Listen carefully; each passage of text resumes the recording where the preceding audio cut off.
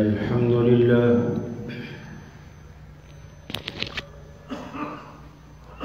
الحمد لله وحده والصلاة والسلام على من لا نبي بعده أما بعد فأعوذ بالله من الشيطان الرجيم بسم الله الرحمن الرحيم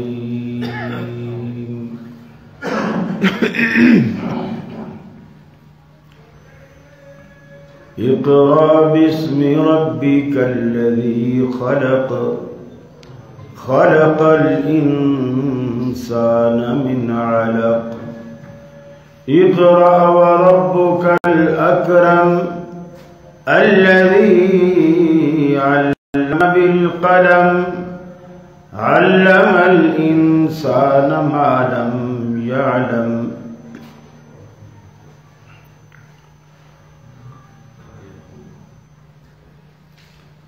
معزز علماء کرام، انتظامیہ کمیٹی اور گوجرانوالہ کے میرے اہل توحید بھائیوں، میری مسلم ماں بہنوں بیٹیوں، ہم ایک درس قرآن کے عنوان سے آج جمع ہیں۔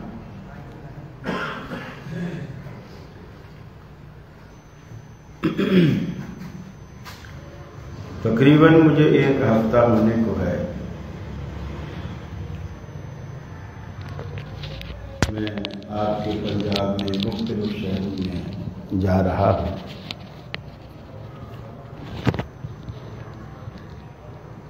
آج سب سے کم ترین گیدرنگ میں نے آپ کے ہاں دیکھی، جس سے لگتا ہے آپ کو شوق ہے، محنت نہیں کرتے۔ جلسے کرانے کوئی فرض نہیں ہے، نماز فرض ہے، اور اگر یہ نفلی کام کرنا بھی ہے تو پھر اسی طریقے پر کیا جائے جو اس کا طریقہ ہے۔ ایسا لگتا ہے جیسے آپ کے محلے میں کسی کو پتہ ہی نہیں ہے کہ اس مسجد میں جلسہ ہے۔ اگر آپ ایک دیگ بھی چاولوں کی پکا لیتے نا تو برآمدے میں بھی جگہ نہیں ملتی۔ تھوڑا سا اللہ کی راہ میں خرچ کرنے کی عادت ڈالو۔ اتنا تو میں نے بخل سیالکوٹ میں بھی نہیں دیکھا جہاں لوگ کہتے ہیں وہاں شیخ ہیں۔ آپ فیکٹریوں کے مالک ہو، الحمدللہ۔ گوجرانوالہ انڈسٹریل ایریا ہے اور سارا فیکٹریوں کا شہر ہے۔ کراچی تک پورے پاکستان میں یہاں کی پروڈکٹ جاتی ہے۔ بہرحال قرآن پاک کی جو آیت کریمہ میں نے آپ کے سامنے پڑھی ہے، اللہ رب العالمین اس میں اپنے حبیب جناب محمد رسول اللہ صلی اللہ علیہ وسلم کو سب سے پہلا حکم ہی یہی دیتا ہے، اقرا، پڑھیے۔ اس سے اندازہ ہوتا ہے کہ اسلام میں دین کی پڑھنے کی اہمیت بھی ہے، اس کی قدر بھی ہے۔ قرآن دوسرے مقام پہ کہتا ہے کہ لا يستوی الذین یعلمون والذین لا یعلمون، جو لوگ نہیں جانتے وہ اور جو جانتے ہیں وہ برابر نہیں ہوتے، یعنی عالم اور جاہل برابر نہیں ہوتے۔ نبی کریم صلی اللہ علیہ وسلم کو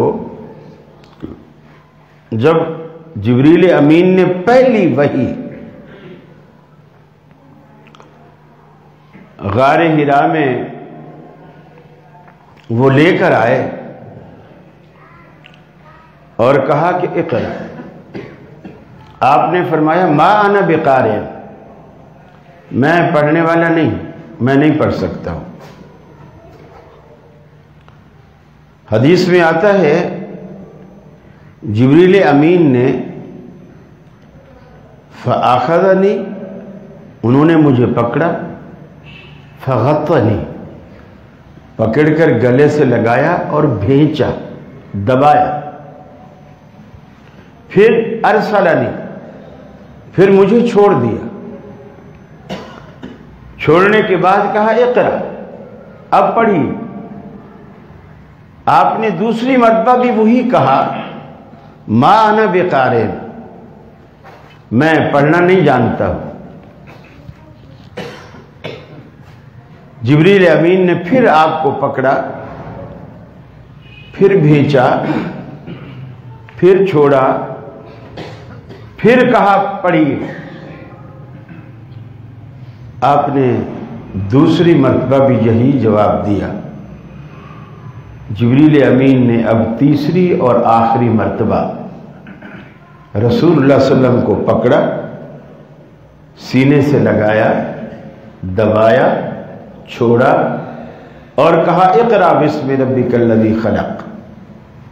اب نبی مکرم صلی اللہ علیہ وسلم نے پڑھنا شروع کر دیا۔ بیچ میں فرق کس چیز کا آیا؟ جبریل امین نے پڑھایا نہیں ہے، 3 جپیاں ڈالی ہیں، جپیاں۔ پنجابی میں گلے ملنے کو جپی کہتے ہیں نا، 3 جپیاں ڈالی۔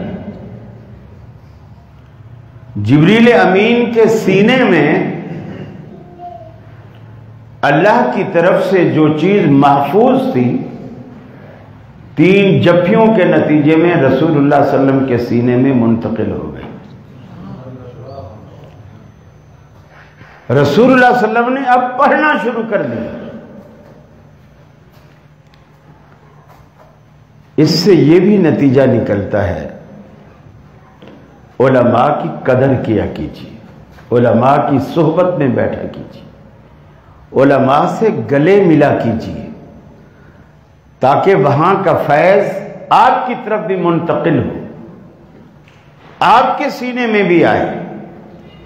علماء کی عزت کیا کیجیے، علماء کی قدر کیا کیجیے۔ اللہ کے حبیب نے فرمایا العلماء ورثۃ الانبیاء، علماء انبیاء کے وارث ہیں۔ انبیاء جو کچھ چھوڑ جاتے ہیں ان کا ترکہ مال و متاع نہیں ہوتا، دنیا کا ساز و سامان نہیں ہوتا، علم ہوتا ہے، اور وہ علم علماء کے پاس ہے، لہذا انبیاء کے وارث علماء ہیں۔ دیکھیے، آج اگر آپ اپنے بچوں کو دین کا علم نہیں پڑھاتے، مرنا تو ہم نے ہے، ہم چاہے غریب ہوں چاہے امیر ہوں، موت تو آنی ہے، مرنا ہر صورت ہے، تو پیچھے ایک بچہ تو ایسا ہو جو پہلی صف میں بیٹھا ہو، ابا کے مرنے کے بعد رو رو کر اس نے ہاتھ اٹھا رکھے ہوں اور کہتا ہو رب ارحمہما کما ربیانی صغیرا، اے اللہ جس طرح اس بوڑھے باپ نے میرے سے محبت کی، شفقت کی، پیار کیا، مجھے پڑھایا لکھایا، اللہ اب وہ تیرے پاس آ گیا، تو اس سے بڑھ کر میرے ابا کے ساتھ پیار محبت شفقت کر، جس طرح یہ دنیا میں کرتا تھا، تو اس سے بھی بڑھ کر ایک تو کوئی ہو نا۔ وہ جب ہی ہوگا جب آپ اپنے پیچھے کوئی عالم بنائیں گے، عالم چھوڑیں گے۔ لیکن ہمیں کیا لینا دینا، ہم تو ہیں چودھری لوگ، ہماری اپنی مارکیٹیں ہیں، اپنی ملیں ہیں، اپنی فیکٹریاں ہیں، اپنے بنگلے ہیں، پوری بڑی مارکیٹ کے اندر چوک پر 2 ڈور کارنر کی کئی دکانیں ہیں، ہمیں کیا ضرورت ہے مسجد میں آ کر بیٹھنے کی، پڑھنے کی، چٹائیوں میں بیٹھنے کی، اللہ اللہ کرنے کی؟ ہمیں کیا ضرورت ہے؟ میرے بھائی ضرورت ہے یقین مانیے اگر کسی باپ کا جنازہ اس کا بیٹا پڑھائے نا، جس رقت کے ساتھ وہ بیٹا جنازہ پڑھائے گا، باہر کا مولوی وہ اس رقت سے نہیں پڑھا سکتا، پڑھا ہی نہیں سکتا، وہ رقت پیدا ہی نہیں ہوتی۔ اگر آپ کا بیٹا دل کا سرجن ہے، بڑے ہاسپٹل میں، اللہ نہ کرے آپ کو دل کا عارضہ ہو اور اٹیک ہونے لگے، آپ فوراً کہو کہ میرے بیٹے والے کلینک پہ لے جاؤ۔ اس لیے نہیں بولو گے کہ وہ پیسے نہیں لے گا، پیسے کی تو آپ کو پرواہ ہی نہیں، آپ تو فیکٹری کے مالک ہیں۔ آپ کہتے ہیں جس کلینک میں میرا بیٹا کام کرتا ہے وہاں لے جاؤ۔ کس لیے ایسا کہیں گے؟ کہ جو خیال میرا بیٹا رکھے گا کوئی اور ڈاکٹر نہیں رکھے گا۔ یہی معاملہ جنازے کا ہے۔ جو رقت اور جو دعائیں دل کی گہرائیوں سے آپ کا بیٹا کرے گا، دوسرا کوئی نہیں کرے گا۔ لیکن ہمیں یہ باتیں سمجھ آئیں تب نا، سمجھ ہی نہیں آتی۔ اس لیے پہلے ہم علماء کے ساتھ سلوک کرتے ہیں، پھر ان کا وہ حشر دیکھتے ہیں، پھر اس کے بعد ہم کہتے ہیں یار ہم چودھری اچھے ہیں، مولوی بننے سے تو ان کی کوئی عزت ہے؟ عزت کس نے کرنی ہے؟ عزت کس نے دینی؟ ایک مولوی صاحب جمعہ پڑھا کے فارغ ہوئے، ممبر سے نیچے اترے، مصلی سے نماز پڑھائی، فارغ ہوئے، جب سلام پھیر کے مقتدیوں کی طرف رخ کر کے بیٹھے تو انتظامیہ کا کوئی صدر تھا یا سیکٹری تھا، کوئی بھی بڑا تھا مسجد کا، وہ آیا اور امام صاحب کو پرچی دی۔ پرچی میں لکھا ہوا تھا کہ کل میرے بیٹے کا انٹرویو ہے، کل میرے بیٹے کا انٹرویو ہے، اس نے بڑا کوئی امتحان پاس کیا ہے، مولوی صاحب آپ جمعے میں دعا کرا دو، اللہ تعالیٰ میرے بیٹے کو کامیاب کرے۔ مولوی صاحب نے دعا کرا دی، اعلان بھی کر دیا، اور اعلان یہ کیا کہ ہماری مسجد کے صدر صاحب کے بیٹے کی کل انٹرویو ہے، آپ سارے بھائی دعا کرو کہ اللہ اسے کامیاب کرے، اور تنخواہ بھی اس کی اتنی ہو جتنی میری ہے۔ مولوی نے ساتھ میں یہ بھی دعا کر دی کہ اللہ اس کی نوکری لگا دے، اور سارے مل کر دعا کرو اس کی تنخواہ بھی اتنی ہو جتنی میری ہے۔ اب انتظامیہ والے ناراض ہو، اس میں ناراضگی کی کیا بات ہے؟ مولوی کو بھی تو آپ اتنی دے رہے ہو نا، اگر وہ تنخواہ گورنمنٹ آپ کے بیٹے کو دے تو بری لگ رہی ہے۔ مولوی پلاسٹک کا بنا ہوا ہوتا ہے، اس کو نہ بیماری ہوتی ہے، نہ درد ہوتا ہے، نہ اس کے بچے ہوتے ہیں، نہ بیوی ہوتی ہے، نہ ان کے بچوں کو اسکول اچھا لگتا ہے، نہ دودھ اور دہی اچھی لگتی ہے، نہ ان کے بچے بیمار ہوتے ہیں، ان کو کچھ بھی ضرورت نہیں ہے۔ اب وہ سوچ رہے ہیں کہ مولوی کو جو دیتے ہیں ہم 10-12 ہزار، میرے بیٹے کا گزارا 10-12 ہزار میں، یہ تو مولوی نے گویا دعا نہیں کی، بد دعا دے دی، یہ بد دعا دے دی ہے۔ حالانکہ اس نے یہ نہیں کہا، اس نے کہا جتنی میری تنخواہ ہے اللہ اس کی بھی اتنی کر دے۔ تو وہ بھی بیچارہ تو 10 سال سے صبر کر رہا ہے نا اس تنخواہ پہ، 1 سال آپ بھی صبر کر کے دیکھیں، پتہ چلے نا لوگوں کو اللہ نے روزے کیوں فرض کیے ہیں، تاکہ پیسے والوں کو پتہ چلے کہ بھوک اور پیاس ہوتی کیا ہے۔ روزہ اسی لیے فرض ہوا ہے تاکہ آپ کو دوسرے کا احساس ہو۔ جب آپ کو پیاس لگے گی، پھر کوئی باہر سے کسی بھی موقع پر کوئی بیچارہ گرمی میں آئے گا، پسینے میں شرابور، اور آپ سے اگر کہے گا کہ جی 1 گلاس ٹھنڈا پانی ہے، تو آپ کو رمضان کی پیاس یاد آئے گی، آپ نوکر کو بولیں گے اس کو گلاس پانی کا پلاؤ، چونکہ اب آپ نے وہ تکلیف محسوس کر لی۔ علماء کی قدر کرنا سیکھی۔ یقین مانیے اگر دنیا میں علماء کا طبقہ نہ ہوتا نا، ہماری میتیں سڑکوں پہ پڑی ہوتی، چیلیں اور کتے نوچتے اور جنازہ پڑھانے والا کوئی نہ ہوتا۔ عمران خان نے تھوڑی آ کے جنازہ پڑھانا ہے ہمارا۔ فرمایا اقرا بسم ربک الذی خلق، محبوب پڑھیے اس رب کے نام سے جس نے پیدا کیا، خلق الانسان من علق، جس نے انسان کو جمے ہوئے خون سے لوتھڑے سے پیدا کیا، اس رب کے نام سے پڑھیے۔ بلکہ قرآن ایک اور مقام پہ کہتا ہے وَلَقَدْ خَلَقْنَا الْإِنسَانَ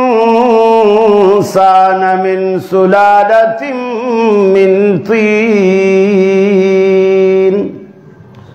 ہم نے انسان کو گلے سڑے گارے سے مٹی سے پیدا کیا، ثُمَّ جَعَلْنَاهُ نُطْفَةً فِي قَرَارٍ مَّكِينٍ، پھر ہم نے اسے ایک قطرہ پانی میں تبدیل کر دیا نطفے کی شکل میں، پھر ہم نے اس خاص مقام پر اس نطفے کو ٹھہرایا، ثم خلقنا النطفة علقة، پھر ہم نے اس نطفے کو جمے ہوئے خون میں تبدیل کر دیا، فخلقنا العلقة مضغة، کچھ عرصے کے بعد ہم نے اس جمے ہوئے خون کو بوٹی میں تبدیل کر دیا، فخلقنا المضغة عظاما،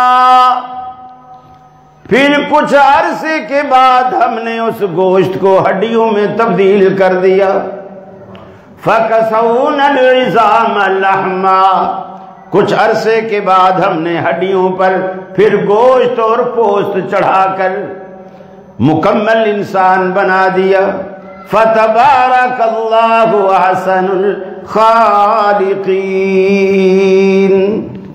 برکت والا ہے وہ رب جو اتنے خوبصورت مکھڑے بناتا ہے۔ ایسے خوبصورت مکھڑے رب العالمین نے دنیا میں بنائے، انسان دیکھتا ہے فرفتہ ہو جاتا ہے، زلیخا یوسف کو دیکھ کر لٹو ہو جاتی ہے، انسان ان چیزوں پر فرفتہ ہو جاتا ہے جو رب العالمین نے اپنی تخلیق کے شاہکار پیدا کیے۔ فرمایا اقرا بسم ربک الذی خلق، خلق الانسان من علق، اقرأ وربک الاکرم الذی علم بالقلم، فرمایا اللہ نے انسان کو لوتھڑے سے پیدا کیا، یہ کچھ نہ جاننے والا، کچھ نہ سننے والا، کچھ نہ دیکھنے والا، کچھ نہ بولنے والا، ہم نے اسے وہ ساری صلاحیتیں مہیا فرمائی۔ ارے دنیا میں تم دیکھتے نہیں، بڑے سے بڑا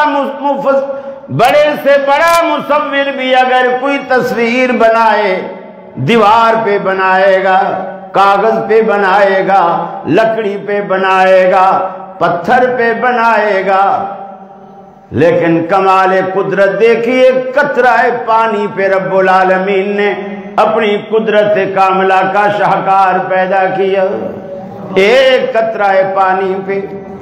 مصور کو تصویر بنانے کے لیے روشنی کی ضرورت ہے، روشنی کی ضرورت ہے، پینسل اور قلم کی ضرورت ہے، لیکن رب العالمین نے ماں کے بطن میں بلب نہیں جلائے، اندھیرے میں ایسی تصویر بنائی۔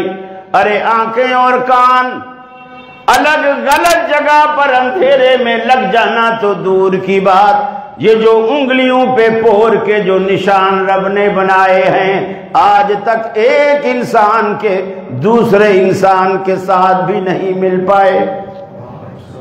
اللہ رب العالمین نے اندھیرے میں کیا شاہکار بنائے، وہ عزت والا ہے، جس نے بالکل جاہل انسان کو لکھنا بھی سکھایا، پڑھنا بھی سکھایا۔ اللہ ایک اور مقام پہ کہتا ہے انسان الم نجعل له عینین ولسانا وشفتین، ارے انسان دیکھتا نہیں، ہم نے تیری 2 آنکھیں بنائی، بولنے والی زبان بنائی، بولنے میں مدد کرنے والے، بیوٹی میں اضافہ کرنے والے، ہم نے تمہیں 2 لب دیے، 2 ہونٹ عطا کیے۔ یہ ساری کی ساری ہماری نعمتیں، ساری ہماری نعمتیں اس لیے تمہیں عطا کی کہ تاکہ تو ان نعمتوں کی قدر کرے۔ اے انسان تو دیکھتا نہیں، تجھے آنکھوں کی بینائی دینے کے بعد دنیا میں کچھ ایسے اندھے بھی پیدا کر دیے تاکہ تمہیں میری اس آنکھ والی نعمت کی قدر معلوم ہو۔ تمہیں زبان کی گویائی دینے کے بعد دنیا میں کچھ گونگے بھی پیدا کر دیے تاکہ تمہیں زبان جیسی نعمت کی قدر معلوم ہو۔ تمہیں کانوں کی سنوائی عطا کرنے کے بعد اللہ رب العالمین نے دنیا میں کتنے بہرے پیدا کر دیے تاکہ آپ کو کان جیسی نعمت کی قدر معلوم ہو۔ تمہیں دماغ جیسی صلاحیت، عقل و فراست دینے کے بعد دنیا میں فاطر العقل، مجنون اور پاگل اور دیوانے بھی پیدا کر دیے تاکہ آپ کو دماغ جیسی نعمت کی قدر معلوم ہو۔ تمہیں صحت اور تندرستی عطا کرنے کے بعد ہسپتالوں میں پڑے بیمار مریض بھی پیدا کر دیے تاکہ آپ کو صحت جیسی نعمت کی قدر معلوم ہو۔ آپ کو ہاتھ اور پاؤں کی سلامتی عطا کرنے کے بعد دنیا میں لنگڑے لولے بھی پیدا کر دیے تاکہ آپ کو ہاتھ اور پاؤں کی سلامتی معلوم ہو۔ آپ کو شباب جوانی عطا کرنے کے بعد کمر جھکے بوڑھے بھی پیدا کر دیے تاکہ آپ کو جوانی کی قدر معلوم ہو۔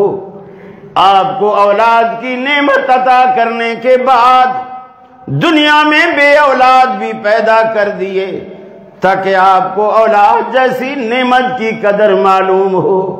اللہ نے یہ نعمتیں اس لیے عطا کی تاکہ آپ کو قدر ہو، ورنہ جو رب اولادیں دینے پر قادر ہے وہ رب لینے پر بھی قادر ہے۔ اللہ کا قرآن کہتا ہے کہ اے اللہ کے بندے اپنے رب کا ان نعمتوں پر شکریہ ادا کیا کر۔ تیرے 10-12 بیٹے جوان ہیں، کہیں ایسا نہ ہو وہ سب کے جوانی میں جنازے اٹھا دے۔ اللہ رب العالمین سے ڈرا کیجئے، وہ دینے پر بھی قادر ہے، وہ لینے پر بھی قادر ہے۔ کسی پر طعنہ زنی نہ کیا کیجئے، دوسرے کا احساس کیجئے۔ میں اکثر دیکھتا ہوں مولوی طبقے کے پیچھے لوگ اتنے، مولوی گاڑی میں کیوں جا رہا ہے، مولوی نے اچھا سوٹ کیوں پہنا ہوا ہے، بڑے کڑتے ہیں، اچھا سوٹ کیوں پہنا ہوا ہے، گاڑی اچھی کیوں ہے،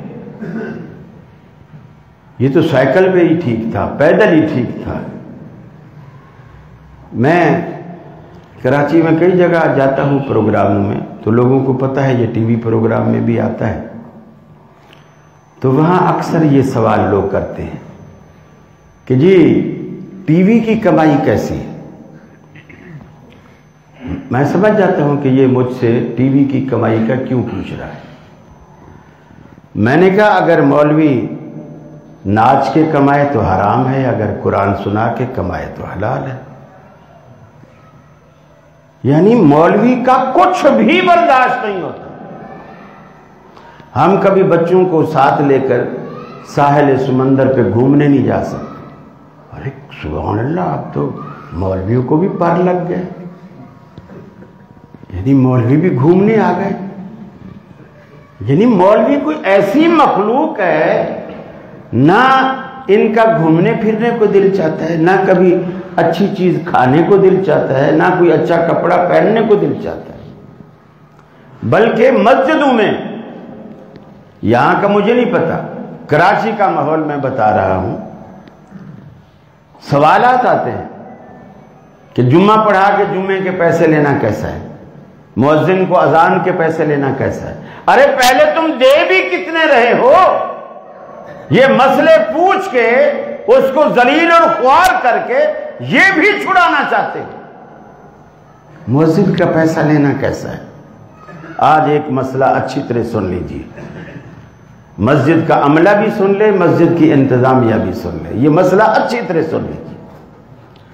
دنیا کا ہر شخص، چاہے وہ مزدور ہو، چاہے وہ ڈاکٹر ہو، چاہے وہ وزیر اعظم ہو، چاہے مسجد کا مؤذن ہو، چاہے مسجد کا امام ہو، اپنے وقت کی قیمت لینے کا ہر کسی کو حق حاصل ہے۔ اپنے وقت کی قیمت لینے کا ہر کسی کو حق حاصل ہے۔ مولوی اپنا وقت بیچ سکتا ہے۔ اب لوگ پتہ ہے کیا کہتے ہیں کہ مولوی اگر نماز نہ پڑھاتا تو کیا اس پر پڑھنی فرض نہیں تھی؟ کیا پڑھنی فرض نہیں تھی کیا؟ پھر بھی تو پڑھتا، پھر پیسے کس سے لیتا؟ پھر بھی تو پڑھتا نا۔ دیکھیے، مولویوں پر پڑھنی فرض ہے، اللہ کی قسم پڑھانی فرض نہیں ہے، پڑھنی فرض ہے۔ اور جب پڑھنی فرض ہوتی ہے تو میں کہیں بھی کوئی بھی کام کر رہا ہوں، پکوڑے بیچتا ہوں، سموسے بیچتا ہوں، گڈیریاں بیچتا ہوں، یا دکان پہ نوکری کرتا ہوں، یا میری اپنی دکان ہے، تو میری دکان کے قریب جو بھی مسجد ہوگی میں وہاں نماز پڑھ لوں گا۔ یہ تو مجھ پر شرن پابندی نہیں ہے کہ میں کہیں بھی ہوں نماز پڑھانے اسی مسجد میں آنا ہے مجھے، یہ تو شریعت مجھ پہ پابندی نہیں لگاتی۔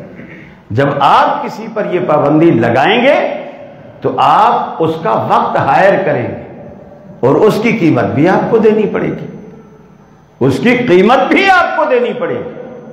مؤذن اذان کے پیسے نہیں لیتا، وہ جو پابند ہے اس بات کا کہ اتنے بجے آپ نے یہاں اذان دے لی، وہ کہیں جا بھی نہیں سکتا ہے، بیٹھا ہوا ہے وہ۔ ہر اہل حدیثوں کی تو نمازیں بھی بڑی جلدی جلدی آتی ہیں، ہر 2 گھنٹے بعد دوسری اذان کا ٹائم آ جاتا ہے، وہ پابند ہے۔ ورنہ تو وہ اگر اذان کے پیسے لے، بھلے 5 نمازوں کی روزانہ اذان دے لیکن الگ الگ مسجد میں دے، روزانہ پورا مہینہ اذان دے لیکن الگ الگ مسجد میں ایک ایک اذان دیتا رہے، اس کو کوئی مسجد والا پیسے دے گا؟ دے گا کوئی پیسے؟ نہیں دے گا نا۔ کیوں نہیں دے گا؟ ہر کوئی کہے گا ٹھیک ہے تو نے اذان دی ہے تو ثواب ملا ہے۔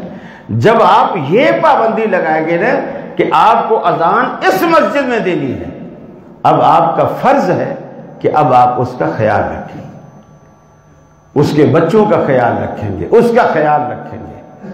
وہ بیمار، یقین مانیے، میں اللہ اکبر، کراچی کے اندر مولانا عبد القادر روپڑی رحمہ اللہ یہ آیا کرتے تھے رمضان میں۔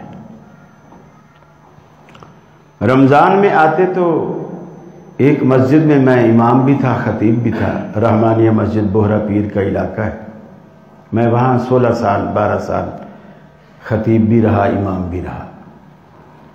وہاں آتے، فجر کا درس دیتے اور اپنے ادارے کے لیے تعاون کی اپیل بھی کرتے۔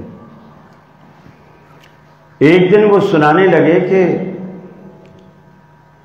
کہ میں کسی شیعہ نے کوئی مضمون لکھا اور میں اس کا جواب لکھنے لگا۔ جواب میں مجھے کچھ حوالے چاہیے تھے۔ کہتے ہیں کہ وہ حوالے میں تقریباً کوئی 15 دن تک تلاش کرتا رہا، مجھے وہ حوالے نہیں ملے۔ وہ شیعہ کی کتابوں کے حوالے تھے۔ مفتی صدیق صاحب ہوتے تھے سرگودا والے، جو شیعوں کے ساتھ مناظرے کرتے تھے اور ماشاءاللہ بہت قابل آدمی تھے، ان کو صفحہ صفحہ شیعہ کی کتاب کا یاد تھا۔ کہتے ہیں کہ مجھے کسی نے مشورہ دیا کہ تم سرگودا جاؤ مفتی صدیق صاحب کے پاس، وہ تمہاری ہیلپ کریں گے۔ وہ کہنے لگے کہ میں وہاں گیا، دروازہ کھٹکا ہے، ایک بچہ باہر آیا، میں نے بچے سے کہا بیٹا ابو گھر ہیں؟ انہوں نے کہا جی ابو گھر ہیں۔ تو بولا کہ ان کو بولو کہ عبد القادر روپڑی آیا ہے۔ بچے نے جا کے بول دیا۔ انہوں نے بچے کے ذریعے بیٹھک کا اندر سے دروازہ کھلوا دیا اور بچے نے روپڑی صاحب سے کہا انکل آپ یہاں بیٹھ جائیے، ابو ابھی آتے ہیں۔ وہ کہتے ہیں میں بیٹھ گیا۔ تھوڑی دیر بعد مولانا صدیق صاحب آئے اور ان کے دونوں طرف ایک بیٹا ادھر دائیں ایک طرف بائیں، ان کے کندھے کو سہارا دے کر ان کے پاؤں ایسے لٹک رہے تھے، اور وہ آئے اور ان کو چارپائی پر لٹا دیا گیا، گویا ان کو جسم کے آدھے حصے کا فالج ہو چکا تھا۔ وہ کہتے ہیں کہ جب وہ لیٹے مجھ سے خیر خیریت پوچھی، پانی وانی پلایا،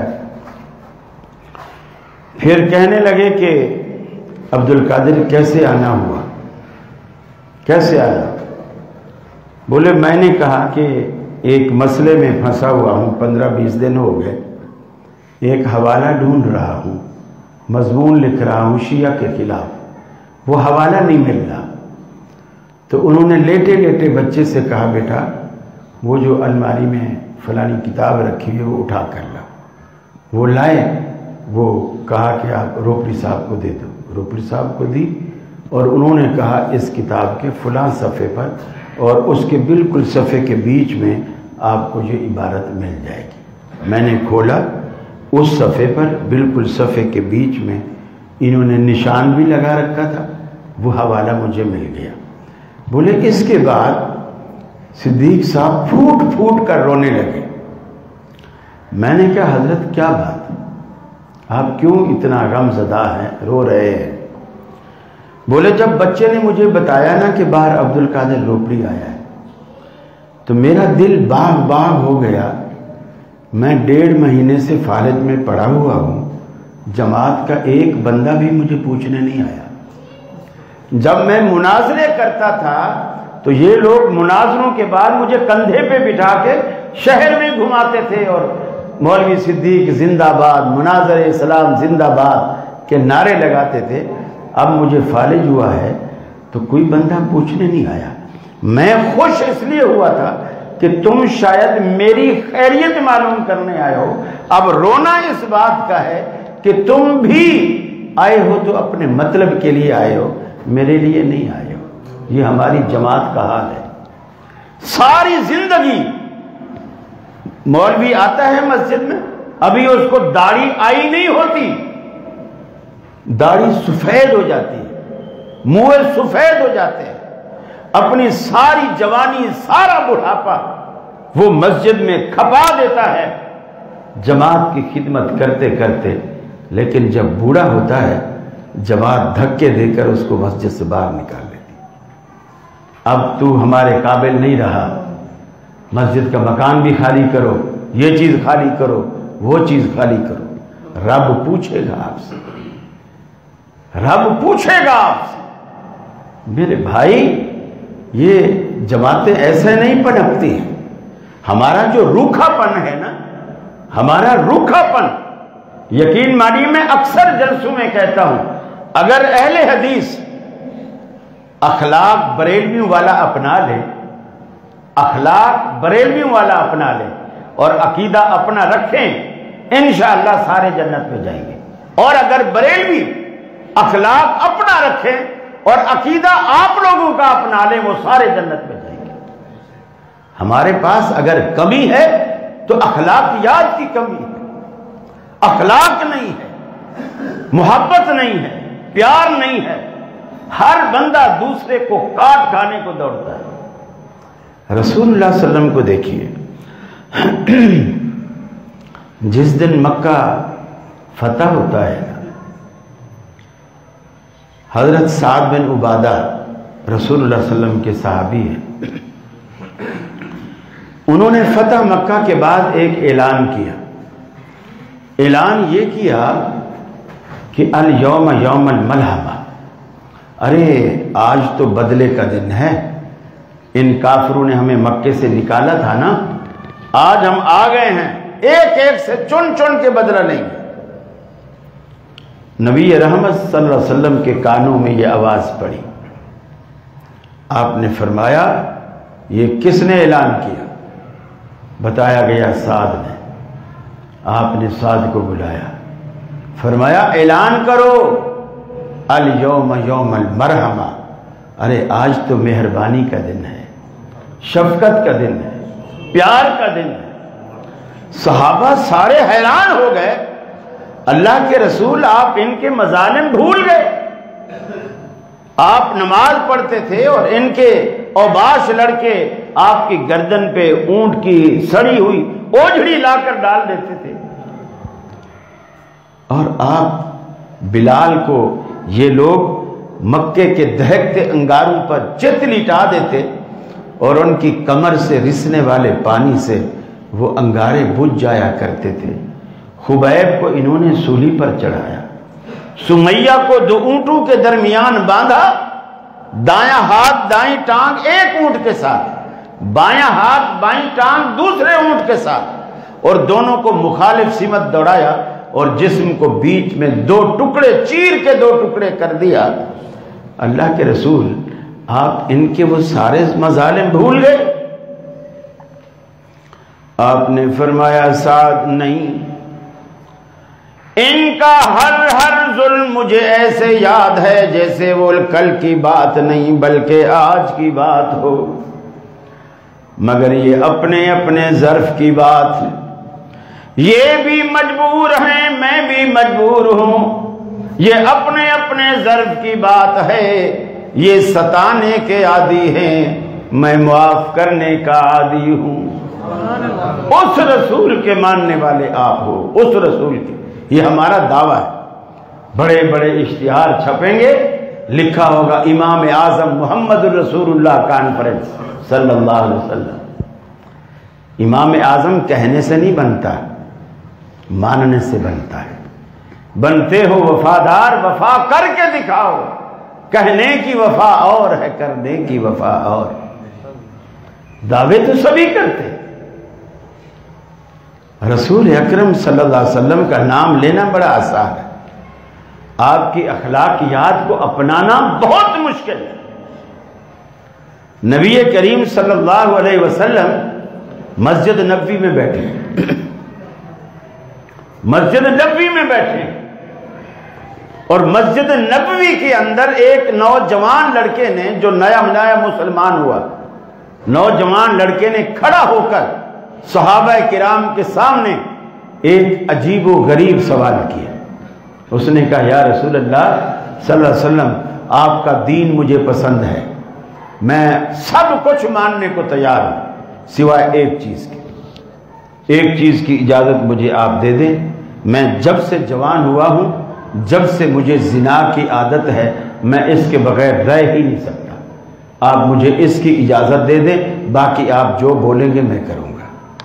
مسجد نبوی میں صحابہ کے سامنے، رسول اللہ کے سامنے، اور لوگوں نے اس کے قمیض کا دامن پکڑ کے نیچے بٹھانے کی کوشش کی۔ آپ نے فرمایا اس سے میرے پاس آنے کا۔ اہل حدیثو، یہ ہے طریقہ سمجھانے کا، فتوے نہیں دیے، ذہن سازی کی، ذہن سازی۔ یہاں تو ہم سارے لٹ مار بیٹھے ہوئے، آپ نے ذہن سازی کی۔ ذہن سازی کیسے؟ اسے بلایا، کندھے پہ اس کے ہاتھ رکھا، جس طرح ایک مہربان استاذ اپنے بگڑے ہوئے شاگرد کو، یا مہربان باپ اپنی بگڑی ہوئی اولاد کو پیار سے سمجھاتا ہے۔ آپ نے کندھے پہ ہاتھ رکھا اور فرمایا دیکھو، جس چیز کی تم مجھ سے اجازت مانگتے ہو نا، اگر یہی اجازت کوئی اور شخص مانگے اور وہ ارادہ رکھے کہ تمہاری بہن، تمہاری ماں، تمہاری بیٹی، تمہاری خالہ، تمہاری پھوپھی، وہ اس کے ساتھ برائی کا ارادہ رکھتا ہے اور وہ اجازت مانگے تو تیرا کیا ری ایکشن ہوگا؟ اس نے کہا یا رسول اللہ میں تو ایسا کر دوں گا، ویسا کر دوں گا۔ آپ نے فرمایا جب تو اجازت لے کر وہاں جائے گا تو جہاں بھی جائے گا وہ بھی تو کسی کی بیٹی ہوگی، کسی کی بہن ہوگی، کسی کی ماں ہوگی، کسی کی خالہ یا پھوپھی ہوگی۔ تیرے رشتے تو رشتے ہیں، دوسروں کا کوئی رشتہ ہی نہیں ہے، دوسروں کا کوئی رشتہ ہی نہیں ہے۔ یعنی اپنا خون تو خون ہے، دوسروں کا خون پانی، اپنا غم تو غم ہے، دوسروں کا غم کہانی۔ ہمارا یہی طرز عمل ہے۔ اب اس کو تیر بالکل نشانے پہ جا کے لگا، دماغ میں بات بیٹھ گئی۔ اب رسول اللہ صلی اللہ علیہ وسلم نے دوسرا کام کیا کیا؟ دوسرا کام وہ کیا جو آج اہل حدیث نہیں کرتے، آج اہل حدیث نہیں کرتے۔ وہ کام کیا کیا؟ آپ نے اس کو 3 دعائیں دی۔ دعائیں، ہم تو دعاؤں کے منکر ہیں، یہاں تو دعا مانگنی بدعت ہے۔ چھوٹا چھوٹا بچہ کہتا ہے مولوی صاحب نے دعا مانگ دی فردوں کے بعد، توبہ توبہ۔ اللہ اکبر۔ رسول اللہ صلی اللہ علیہ وسلم نے اس کی پیٹھ پہ ہاتھ پھیرا، 3 دعائیں دی۔ پہلی دعا دی اللہم اغفر ذنبہ، اللہ اس کے گناہوں کو بخش دے۔ دوسری دعا دی طہر قلبہ، اللہ اس کے دل کو پاک صاف کر دے، گناہوں کی غلاظت سے اس کو دھو دے۔ تیسری اور آخری دعا دی احسن فرجہ، اللہ اس کی عزت عصمت آبرو کی تو حفاظت فرما، تو محافظ بن جا۔ صحابہ کہتے ہیں اس دعا کا یہ نتیجہ نکلا کہ اس کے بعد اس کو راہ چلتے ہوئے ہم نے کبھی اوپر آنکھ اٹھا کر بھی چلتے ہوئے نہیں دیکھا، ہمیشہ اس کی نظریں زمین کی طرف جھکی ہی رہتی۔ میرے بھائی، آپ نبی کا اسوہ اپنائیے، صرف نبی کا نام نہ لیجیے، آپ کے کام کو، آپ کی بات کو دل و جان سے مانیے، اسی کا نام اہل حدیثیت ہے۔ نبی کو اپنا پیشوا بنانا، اسی کا نام اہل حدیث ہے۔ نبی کو اپنا لیڈر اور قائد ماننا، اسی کا نام اہل حدیث ہے۔ میری اللہ سے دعا ہے اللہ رب العالمین ہمیں اپنے پیغمبر کے اسوے پر چلنے کی توفیق عطا فرمائے۔ وآخر دعوانا ان الحمدللہ رب العالمین۔ کسی ساتھی کے ذہن میں کوئی سوال ہو تو 2-4 منٹ کے لیے آپ پوچھ سکتے ہیں، لیکن اس سے زیادہ نہیں، کیونکہ ہم نے آگے سفر کرنا ہے، کموکی کی طرف جانا ہے، تو اس لیے معذرت کے ساتھ۔ جی، قسطوں کے بارے میں، قسطوں کے بارے میں میں سمجھا کوئی بیان سے متعلق کوئی گفتگو پوچھو گے۔ قسطوں کا بڑا لمبا چوڑا سوال ہے، قسطوں کے بارے میں کیا پوچھنا چاہتے ہیں؟ ہمارے پاس نا سوفی کا دکان ہے، شاپ ہے، وہاں سے دیکھیے، پہلی بات تو یہ ہے کہ قسط پہ کاروبار کو کوئی بھی عالم برا نہیں بتائے گا۔ جو بات پوچھنے والی ہے وہ نہیں آپ پوچھتے، مولوی کو دھوکہ دیتے ہیں لوگ۔ یہ نہیں پوچھو کہ قسطوں کا کاروبار کرنا کیسا ہے، آپ بولو کہ قسط میں قیمت بڑھانا کیسا ہے۔ اصل سوال یہ ہے، مولویوں کو پتہ نہیں، قسط پہ دینا چیز تو احسان ہے۔ اگر میرے پاس نقد پیسے نہیں ہیں اور یہ گلاس جو ہے 20 روپے کا ہے، میرے پاس 20 نہیں ہے، میں نے کہا 1 مہینے میں ہر جمعے آپ کو 5-5 روپے دیا کروں گا، تو آپ نے مجھے گلاس دے دیا، لیکن 20 ہی کا دیا تو ٹھیک ہے جی، آپ کا مجھ پر احسان ہے کہ میں لے نہیں سکتا تھا، آپ نے میرے ساتھ احسان کر دیا، میرے لیے آسانی پیدا کر دی۔ ایک یہ ہے میں نے کہا بھائی میرے پاس پیسے نہیں ہیں، میرے پاس پیسے نہیں ہیں لیکن گلاس چاہیے، پیسے میں 1 مہینے بعد دوں گا۔ آپ نے کہا پھر تو میں یہ 30 روپے کا دوں گا۔ یہ ظلم ہے۔ پہلے والا احسان تھی وہ بھی قسط، اور اب جو آپ نے کہا اگر مہینے بعد دو گے تو میں 30 کا دوں گا، اب یہ ظلم ہے۔ یہ وہی سود ہے جو ہندو بنیا یا یہودی کسی کو 20 روپے دیتے اور مہینے 2 مہینے بعد اس سے 25 روپے لیتے، وہ کہتے اس مدت کا عوض ہے۔ اگر 20 روپے ہمارے پاس ہوتے، رولنگ میں ہوتے، ہم اسے 25-30 روپے کر لیتے، تم نے 6 مہینے تک اسے روک کے رکھا، ہمیں کیا فائدہ؟ تو وہ اس مدت کا پیسہ لیتے ہیں۔ اور یہی چیز آپ کر رہے ہیں کہ اگر آج پیسے دے دو تو یہ 20 روپے کا ہے، مہینے بعد دو تو اب جو مہینے کی مدت بیچ میں آئی ہے آپ اس کی قیمت 10 روپے کی شکل میں وصول کر رہے ہیں۔ ان دونوں میں کوئی فرق نہیں۔ بس جی، اور کوئی بات؟ ایک سوال جی، آپ کے اس بیان سے دل رو رہا ہے، آپ نے اس بیان کو چھیڑا ہے۔ میں پچھلے 5-6 سال سے علماء کرام کی تذلیل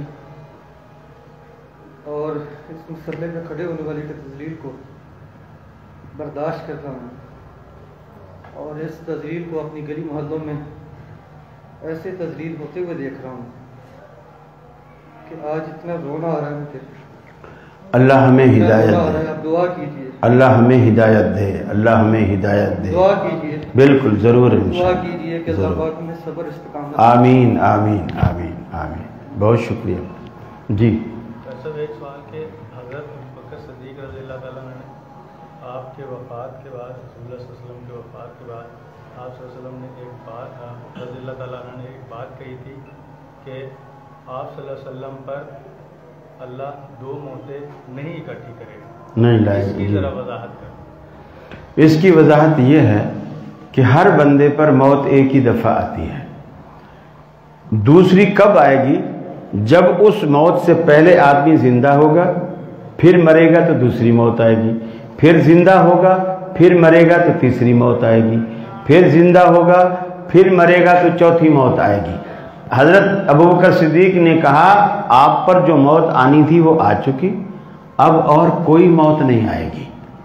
یہی وجہ ہے کہ مسجد میں جا کر انہوں نے خطبہ بھی دیا اور فرمایا جو شخص محمد صلی اللہ علیہ وسلم کی عبادت کرتا تھا وہ سن لے فَإِنَّ مُحَمَّدًا قَدْ مَاتَ، اس کا معبود آج فوت ہو گیا ہے، اور جو اللہ کی عبادت کرتا تھا وہ سن لے کہ اس کا معبود زندہ ہے۔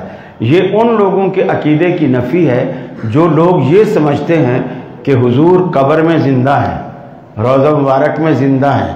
جب ظاہر بات ہے زندہ ہیں تو پھر قیامت والے دن جب پہلا سور پھونکا جائے گا تو پھر اس وقت پھر وفات آئے گی، وہ دوسری موت ہوگی۔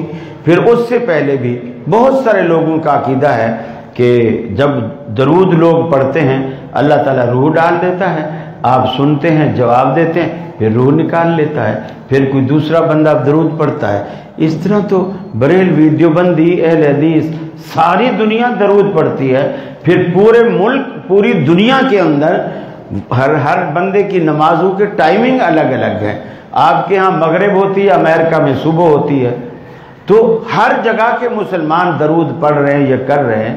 تو رسول اللہ صلی اللہ علیہ وسلم کا بس یہی کام رہ گیا، روح ڈالی نکالی، روح ڈالی نکالی۔ 1400 سالوں میں میرا خیال ہے کوئی کروڑوں اربوں خربوں زندگیاں اور اربوں خربوں موتیں لوگوں نے بنا ڈالی اپنے باطل عقیدے سے، وہ اسی چیز کی نفی ہے۔ شیخ صاحب یہ کچھ نمازی مسجد میں آتے ہیں تو آ کے اپنے پینٹ اوپر فولڈ کرتے ہیں، ان نماز پڑھتے ہیں، یہ کیا ٹھیک ہے؟ ان کا درزی اصل میں ایماندار ہوتا ہے، وہ کپڑا کاٹتا نہیں ہے، گھر میں رکھتا نہیں ہے، جتنا دو وہ سارا شلوار پہ لگا دیتا ہے، اس لیے شلوار ٹکنے سے نیچے آ جاتی ہے۔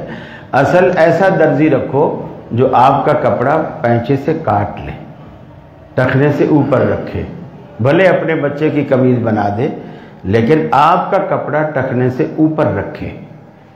یہ مسئلہ مسجد میں شروع نہیں ہوتا، یہ مسئلہ اس وقت شروع ہوتا ہے جب آپ کپڑا درزی کو دینے جاتے ہیں، جب آپ پیمائش کرواتے ہیں، وہ کہتا ہے جی اوپر گزی ہمارے ہاتھ میں پکڑاتا ہے، کہتا ہے جی وہاں رکھو جہاں آپ شلوار باندھتے ہو، ہم وہاں رکھ لیتے ہیں، تو نیچے جب وہ کرتا ہے تو ہم کہتے ہیں ٹکنے سے اوپر رکھنا۔ مولویوں کی شلواریں اوپر کیوں ہوتی ہیں؟ یہ تھوڑی ہے بھی یہ بیچارے کپڑا لے نہیں سکتے۔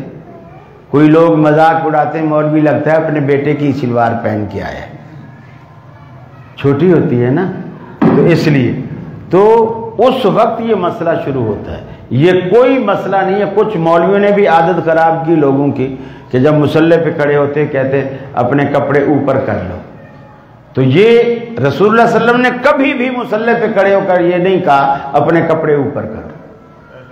آپ نے فرمایا ہمیشہ مسلمان کا لباس ہی یہ ہے کہ اس کا مرد کا کپڑا ٹکنے سے اوپر رہنا چاہیے, عورت کا کپڑا ٹکنے سے نیچے تک لٹکا رہنا چاہیے, عورت کے ٹکنے اوپن نہیں ہونے چاہیے.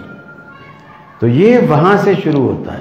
ہم نے غلط بتایا. اب لوگ یہ سمجھ بیٹھے کہ مولوی صاحب چونکہ اعلان کرتے ہیں تو یہ شاید اس وقت کپڑا اوپر کرنا ہے جب نماز ہو رہی ہو, اور جب یہ نماز پڑھ کے جاتے ہیں جوتی والی جگہ پہ پینچے کھول دیتے ہیں. اب چونکہ نماز ہوگی, اب ہم نے دفتر میں جانا ہے تو اب وہ نیچے کر لیتے ہیں. تو شلوار, قمیض, پینٹ جو بھی ہے, نیچے کا جو جبہ ہے وہ بھی, تو وہ ٹکنے سے اوپر رہنا چاہیے.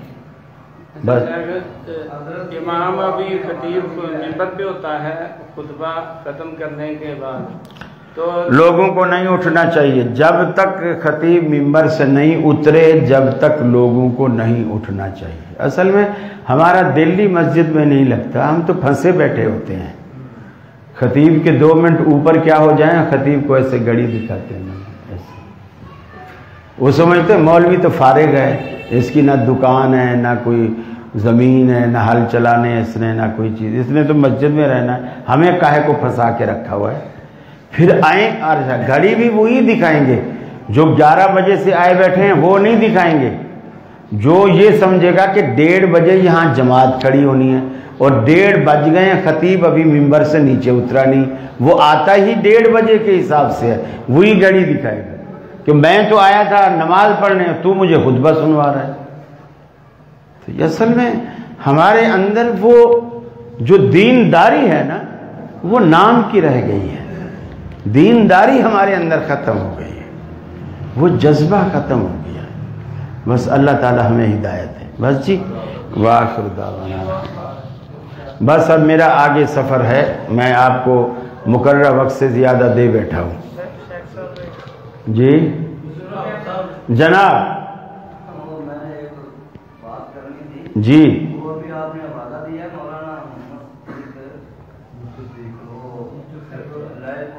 جی جی جی جی اچھا, ساری جزاک اللہ. اس کی اصلاح کر لیجئے جی. وہ مفتی صدیق صاحب سرگودا والے نہیں تھے, لیل پور والے تھے, یعنی فیصل آباد والے. جزاک اللہ, بارک. اچھا, ماشاء اللہ ماشاء اللہ. آپ تشریف رکھیں, میں وہیں حاضر ہوتا ہوں.